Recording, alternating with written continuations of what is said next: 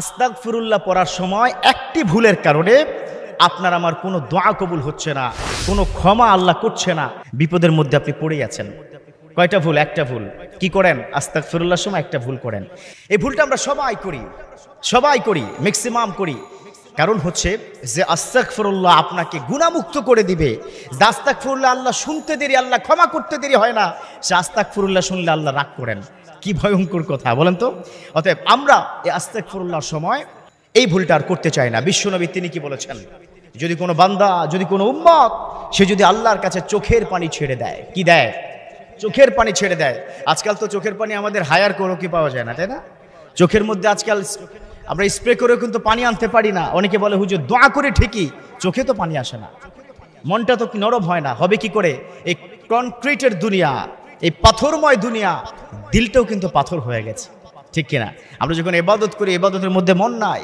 আমরা যখন তওবা করি, যখন দোয়া পড়ি, তখন দোয়ার মধ্যে মন থাকে না।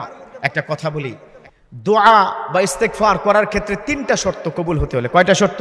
3টা। নাম্বার 1, আপনি যখন দোয়া করবেন, এই দোয়া করার সময় আপনাকে চোখের পানি 100% ছাড়তে হবে। চোখের পানি না আসলে দোয়া কবুল হবে না, এটা নিশ্চিত কথা, এটা হাদিসের বর্ণনা আছে। 2 নম্বর, আপনি যখন দোয়া করবেন মুখলিসিন লাহুদ্দিন, আল্লাহ পাক তিনি কি বলে দিয়েছেন, যার মধ্যে ইখলাস আছে, যার মধ্যে খুলুসিয়ত আছে, যার মধ্যে আন্তরিকতা আছে, তাকে আমার বড্ড পছন্দ। অতএব আপনি আমি যখনই দোয়া করব আন্তরিকতার সহিত করব। আল্লাহর কাছে রিপেন্টেন্স করতে হবে, অনুশোচনা থাকতে হবে। অনুশোচনা, আন্তরিকতা যদি আপনার মধ্যে থাকে তাহলে আপনার দোয়া কবুল হবে, তাছাড়া দোয়া কবুল হবে না।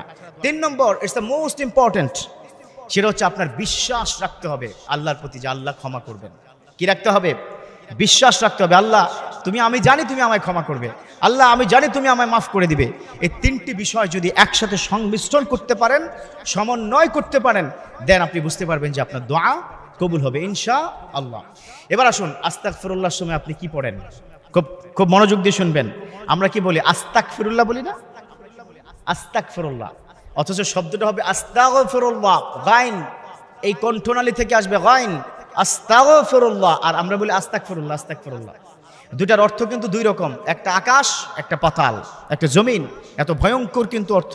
আস্তাগফিরুল্লাহ, ইয়া আল্লাহ আমি আপনার কাছে কমিটমেন্ট করছি, ক্ষমা চাই, ইস্তেগফার করি, তওবা করছি, অনুশোচনা করছি, এটা হলো আস্তাগফিরুল্লাহ। আর আস্তাগফিরুল্লাহ, আল্লাহ আমি আপনাকে অস্বীকার করছি, নাউজুবিল্লাহ। কুফর করা, কুফর মানে অস্বীকার করা। তাহলে দেখুন তো এই দুটার মধ্যে পার্থক্য আছে কিনা? দুটার মধ্যে কি পার্থক্য আছে নাকি মুরব্বী? মারাত্মক লেভেলের পার্থক্য আছে। যে শব্দ আপনাকে ধুয়ে মুছে পাকসাফ করে মাসুম বান্দা বানাবে, আর সেই শব্দটা ভুল হয়ে গেলে আল্লাহ গোসা করে আপনার প্রতি গজব নাজিল করবে। হাদিসের মধ্যে আছে লাআনাল্লাহু আলাইহা, যে ব্যক্তি এভাবে আস্তাগফিরুল্লাহ আস্তাগফিরুল্লাহ পড়বে, আল্লাহর লানত তার উপর পড়বেই পড়বে। খবরদার, উচ্চারণের ক্ষেত্রে ভুল হওয়া যাবে না, ভুল করা যাবে না। এক ছোট্ট উচ্চারণেতে মানুষের লাইফ শেষ করে দেয়। আচ্ছা না, অনেক জায়গায় আপনি দেখবেন এখানে প্রস্রাব করিবেন না, প্রস্রাব করিলে 500 টাকা জরিমানা আছে না লেখা? না যদি সরিয়ে দেন কি হবে?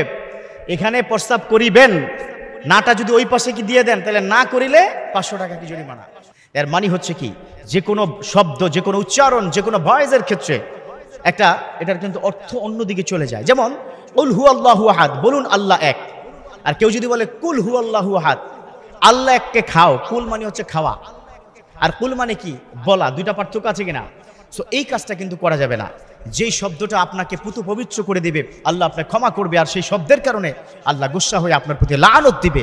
আল্লাহ আমাদের এই দুটো উচ্চারণ সঠিকভাবে করার তৌফিক দান করুক। তাহলে কি আস্তাগফিরুল্লাহ কি